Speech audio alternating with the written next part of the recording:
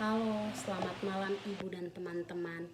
Perkenalkan, nama saya Natersia Hermina Oja dengan NIM 431222028. Saya mahasiswi semester 4 Prodi Ilmu Komunikasi, Fakultas Ilmu Sosial dan Politik, Universitas Katolik Widya Mandira Kupang.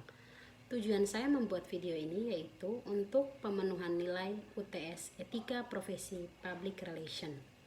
Baik, di sini saya akan menjelaskan tentang etika komunikasi interpersonal di dunia kerja. Dalam dunia kerja, komunikasi yang efektif dengan para rekan kerja adalah hal yang penting. Untuk dapat melakukan hal tersebut, kita harus tahu terlebih dahulu etika komunikasi di tempat kerja. Di sini saya akan menjelaskan sedikit apa yang dimaksud dengan etika komunikasi di tempat kerja. Etika berasal dari kata etikus dalam bahasa Latin dan etikos dalam bahasa Yunani dapat diartikan sebagai norma, kaidah, kebiasaan, atau nilai tentang perilaku manusia. Dengan demikian, etika komunikasi di tempat kerja itu merupakan norma mengenai cara untuk berkomunikasi yang dianut dan diterima di lingkungan kerja. Etika komunikasi perlu dimiliki dan diterapkan oleh setiap individu di tempat ia bekerja, terlepas apapun statusnya.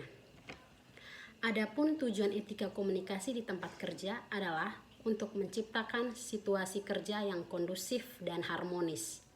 Selain itu, seseorang tidak dapat memenuhi etika komunikasi dalam lingkungan tempatnya bekerja, ia akan mendapat risiko. Di samping orang lain jadi enggan untuk berhubungan dengannya, ia juga bukan tidak mungkin akan dilepas oleh perusahaan dan sulit mendapat pekerjaan di tempat baru lainnya karena catatan buruk yang ia miliki. Berikut adalah beberapa etika komunikasi di tempat kerja dasar yang harus dipahami oleh setiap pekerja. Yang pertama ada volume berbicara.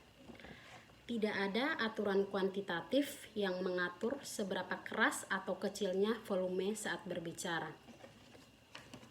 Oleh karena itu, tiap individu harus mempunyai kepekaan dalam mengatur seberapa tinggi atau rendahnya suara yang digunakan saat berkomunikasi.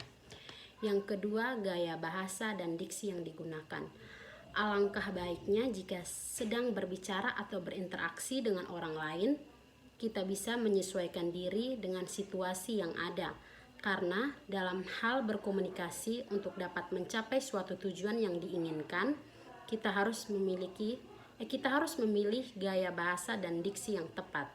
Yang ketiga, ada bahasa tubuh yang tepat. Gestur yang baik mencerminkan pribadi yang baik pula. Yang keempat, fokus pada bahasan pembicaraan. Artinya, apa yang menjadi topik bahasan itu yang dibahas, bukan melenceng ke hal-hal lain. Yang kelima, menghargai diskusi dan pendapat.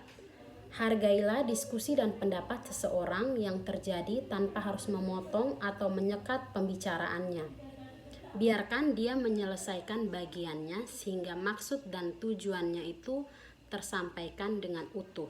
Yang terakhir, bersikap profesional artinya kita bisa menempatkan diri dengan situasi dan orang-orang di sekitar kita.